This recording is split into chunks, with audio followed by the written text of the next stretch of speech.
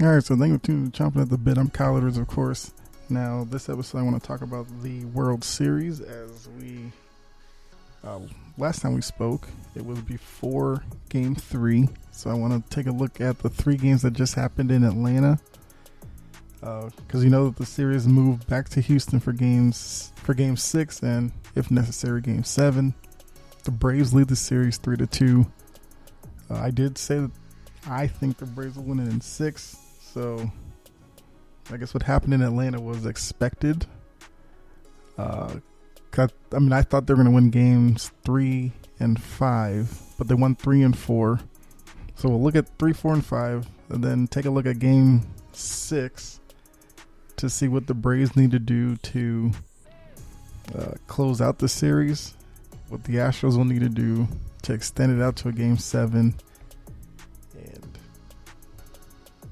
kind of just get you ready for what to expect down in Houston. And I guess before we get into that, as I said, appreciate you tuning in. If you're new here, hope you enjoyed. And if you do, definitely, like the podcast. That way you can keep up when I put new episodes out and let other people know about it as well. But let's go ahead and get started with this. So, Game 3, like I said, last time I talked to you was before Game 3. I think I predicted like a 1-run game, 4-3 type. And it wasn't too far off, as it was a 2-run game. But I was surprised that the Braves were able to shut out the Astros. Braves got a great performance from Ian Anderson. Went 5 innings, gave up no runs, had 4 strikeouts. And then the bullpen, which has been pretty big for the Braves so far in this series. They went to, A.J. Minter, Luke Jackson, Tyler Matzik, and Will Smith, who went the other 4 innings, only gave up 2 hits, and no runs, of course, because, they did shut him out. So, and then looking at the Astros, because I said this before that game, that the key to kind of shutting down the Astros is Altuve, Bregman, and Correa. If you can stop those 3 and kind of minimize their effect, meaning like you don't want them really coming up with situations with men on base, then I think that's the recipe for the Braves to win. And we saw that in Game 3 because they held Altuve hitless. He went 0 for 3, 2 strikeouts. Bregman did get a hit and drew a walk, but it was no impact because Brantley was also 0 for 4. So when Bregman went up to the plate, there weren't guys on base, and then Correa went 0 for 3. So keeping those guys off the base definitely helped them in Game 3. So, so that's what really helped them win that game. The Braves only got 2 runs, but you hold the Astros and hold them scoreless, doesn't matter. But they got timely hits when they needed them from Riley, who drove in the first run with the double, and then Darno, the catcher, I was kind of surprised, hit a homer in the 8th to really put the game away. And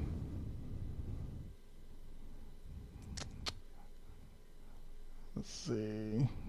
Yeah, the Braves scattered 6 hits.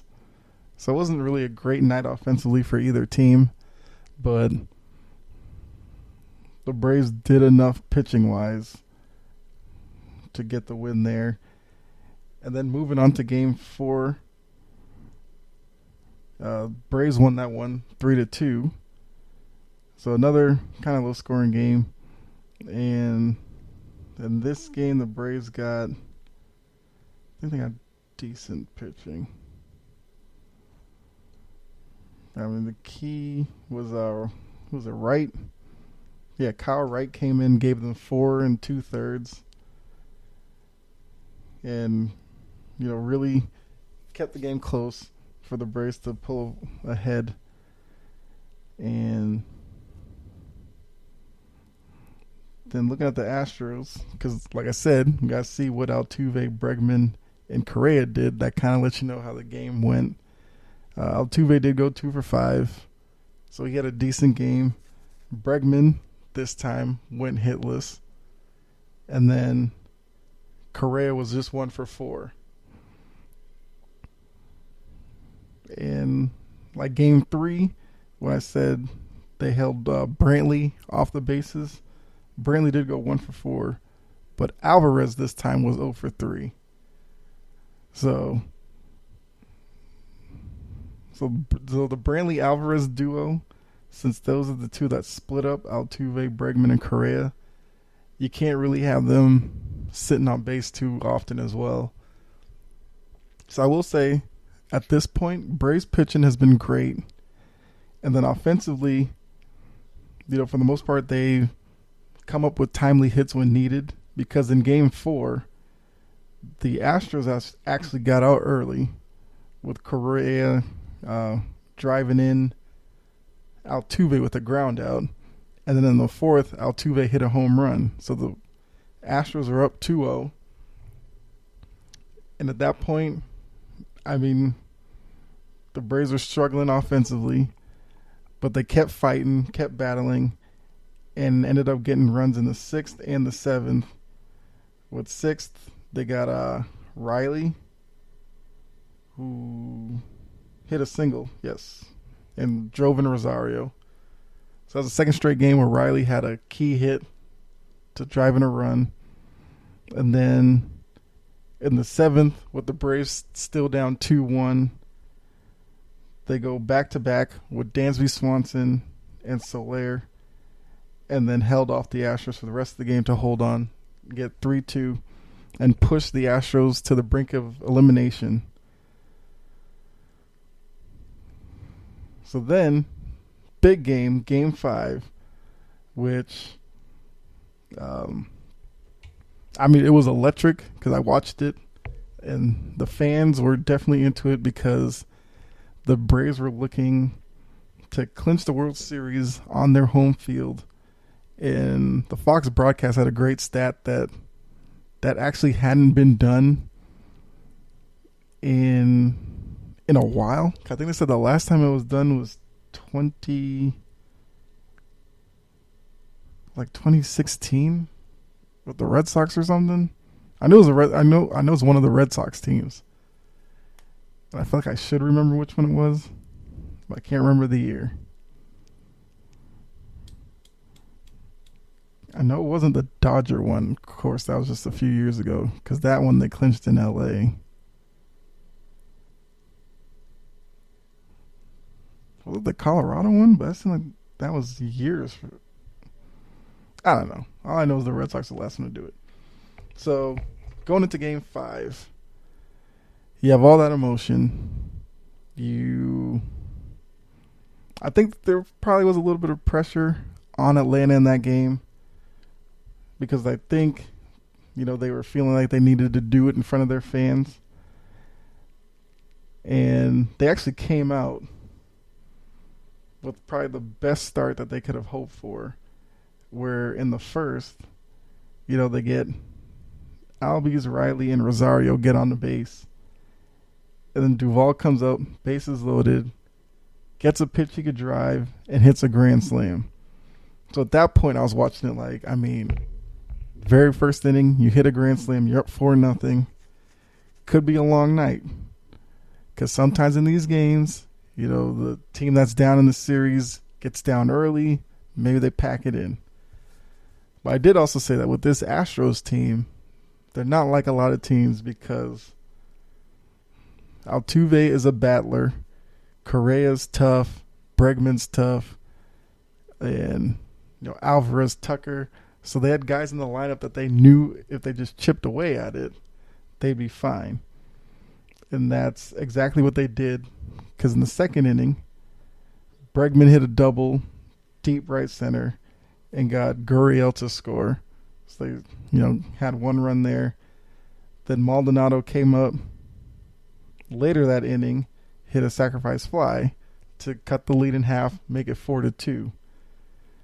Then the third inning, they get 2 more runs to tie the game at 4, with Correa doubling the center, Gurriel with a ground out that scored Brantley. So you're seeing right there, Bregman factored in, Correa factored in, Gurriel. So the game tied at 4. Go to the bottom of the third, and Freeman hit a bomb right center with 460 feet. At this point, anybody who was watching the game knew that the game was going to be a long one, because it was only the third inning. You'd already had 9 runs score, and the game was well over like an hour in. I think at that point they were pushing like 2 hours, maybe over 2 hours in. But it was you were in for a long night. And then, fortunately, that'd be the end of the scoring for the Braves, as the Astros, after being down 5-4, run out for the next 5 runs to win the game 9-5, and set up an interesting Game 6 in Houston and possible Game 7. But looking at the box score real quick, Game 5, you had Altuve go 1 for 5. And Correa was 3 for 5. Then they moved Gurriel higher up in the lineup. He went 3 for 5. And then Bregman went 1 for 4. So have to give Dusty Baker some credit there for shuffling the lineup a little bit, because it definitely worked with them getting 9 runs. We'll have to see if he sticks with it for Game 6. And down in Houston, like I said. And I don't know if they've released the pitching matchups for Game 6 yet, because I know there was some question about that when they were looking at the box. The broadcast was talking about it. And then looking at Atlanta real quick. Atlanta had 8 hits. The only guy who was really... Freeman did hit the home run, but that was his only hit of the game. Austin Riley went 3 for 4. Austin Riley's had a great series so far. And I wonder if they do win it, would Austin Riley be an MVP, series MVP candidate? He might be. Because he's probably been the most consistent hitter for the Braves, and obviously would be a big part to them winning it. But that gets you caught up through the first 5 games. And like I said, Braves are up 3-2. So let's go ahead and take a look at Game 6, which is going to be on Tuesday night in Houston. And I don't see anything about pitching matchup yet, so they probably won't announce that till Tuesday before the game. But just looking back at the first 5 games, you could say it's been kind of a back and forth series. The Braves seemed like they were in control once they were up 3-1, but the Astros doing what this Astros team is capable of. They battled back and got a key win, Game 5, to make it 3-2. Now, we saw this in the previous series with the Red Sox, where they were down 2-1, but then were able to battle back in a Game 4 to even the series 2-2, and then they went on and took the momentum and took over there.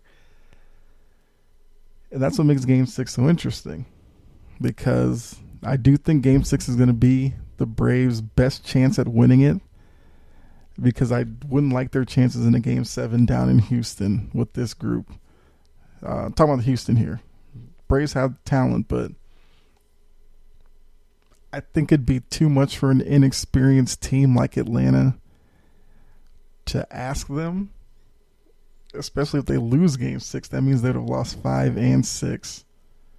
Houston would have all the momentum at that point. And then to ask them to, battle in a game 7 and pull off the win. That's tough.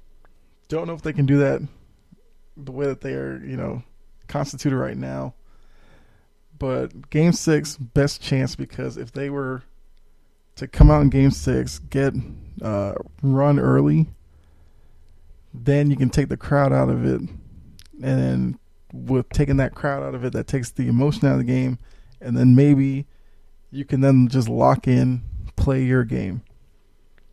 Because if Houston scores early in 6 and you're playing from behind, then you'll start pressing and you'll probably start seeing Braves hitters, swinging at pitches out of the zone, or maybe some mental breakdown in the field, stuff like that. So the Braves can do that. And I even think if they score early, it'd be better for them to get multiple runs. I think if they just score 1 in the first or whatever, Houston's not going to really mind that. But if you can put up like a 2-3 spot early on, then you put the pressure on Houston. And Houston has some guys that will not exactly show the most discipline at the plate. So I think it will get easier for the Braves pitchers at that point. But I do think it's going to be interesting, because if the Astros are able to come back in this one and win this series, get their ring and all that, we'll look back at game 5, obviously, as the turning point, because, like I said, Braves get the grand slam in first inning and then get outscored by Houston 9-1 after that. So, like I said, I fully expect the Braves to win it in 6. That's what I picked to begin with. But you'll learn all you'll need to know early on in that game.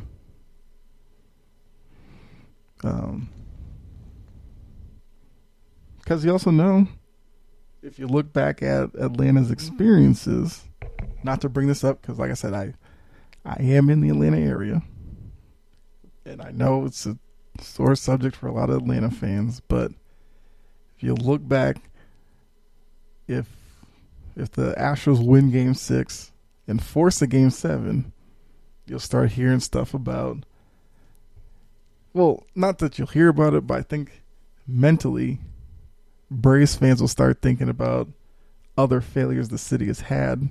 Most recently, you had the 28-3 with the Falcons.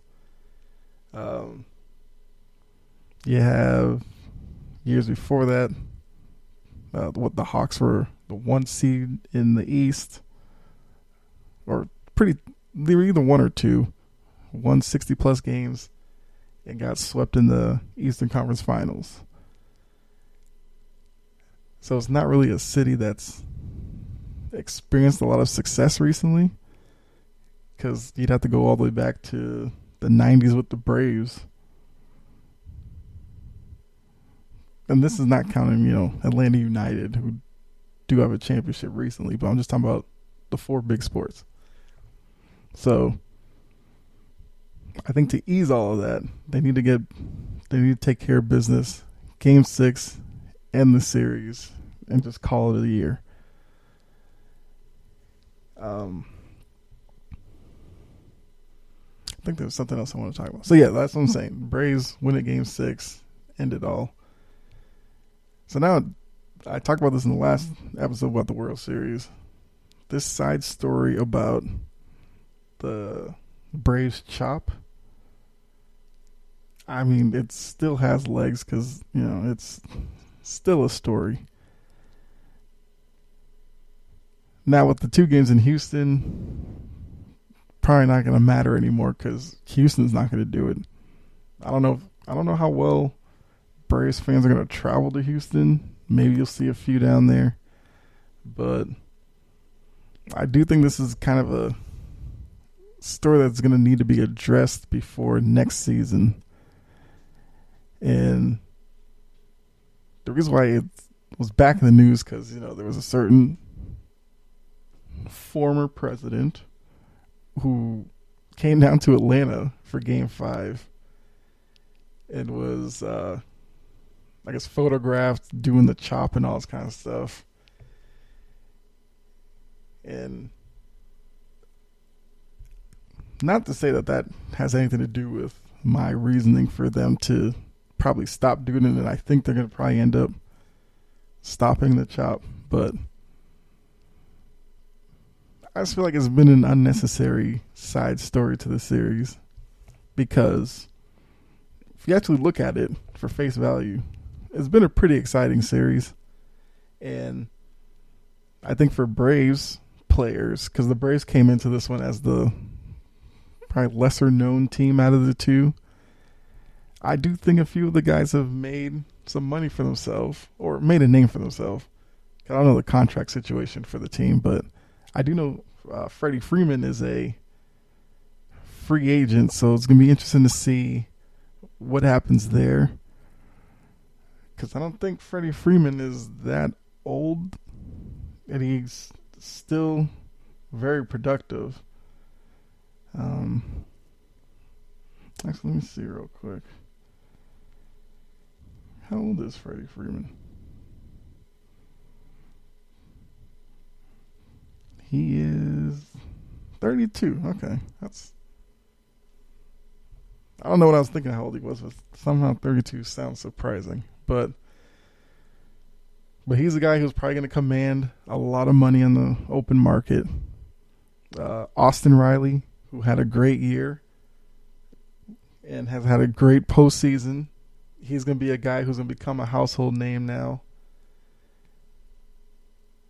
I mean, just think of what this series would have been like if Acuna Jr. was healthy and playing. Maybe the series would have been over already. I don't know. But something to think about. And hopefully this Braves team doesn't suffer the same issue as some of the previous teams have done when they had really good years. They kind of start slipping back. And then for Houston, I've already talked about this, but Houston's motivation for all this is if they can win a ring, they would hope to put some of the past behind them with the cheating scandal, trash cans, and all that good. Well, not good stuff, but all that stuff. So I will be tuning in for Game 6 and 7 if there is a Game 7 to see what happens. But also already said, as a Red Sox fan, I don't want the Astros to win. So, as a Red Sox fan, and secondly, living in Atlanta and being a Braves observer, I don't want the Astros to win. So hopefully they take care of it in Game 6, but we'll see. And, of course, if the Braves win it in 6, then we'll come back, look back on the series, see who they gave this MVP to, talk about that. If the Astros win Game 6, then we'll come back before Game 7, talk about what happened in 6 and what to look for in Game 7. So, but yeah, I think it's a good place to end the episode. I think we've covered all the aspects of the series so far. And I guess quickly looking ahead, midweek, we'll do the review of the previous week in football, see how my picks went. I won't give anything away, but it's been an interesting week for picks, which I guess should have expected with, Halloween games. But we'll do that. And then I guess once the World Series is over, I can start filtering in some basketball topics, which I will do. Also college football, because I think the college football playoff, I believe they're going to release their initial rankings on Tuesday. So I will want to talk about that, because it's been a weird season in college football if you haven't been paying attention. A lot of the names at the top aren't necessarily schools that you would have thought going into the year. But I do think it's kind of made it more interesting, which is why, once again, I still say expanded playoffs are the way to go, because you'll get more stories like this every year. But we'll talk about that. And, I don't know. Talk about that among other things. So, hopefully you enjoyed this episode. If you did, please like the episode, subscribe to the podcast, follow me on Twitter at Chompin' Podcast. I do tweet a lot, especially recently. Usually depending on what game I'm watching, tweet during that or whatever. And yeah, I think those are the best places to find me, as well as interact. Because, according to the data, like my Facebook page, community is growing a little bit. So, would like to start hearing from you guys about topics you want me to talk about, or your thoughts about what I talk about, whatever. So, definitely do that. But thanks again. God bless. Be safe out there, and I'll catch you in the next episode. All right, I'm out.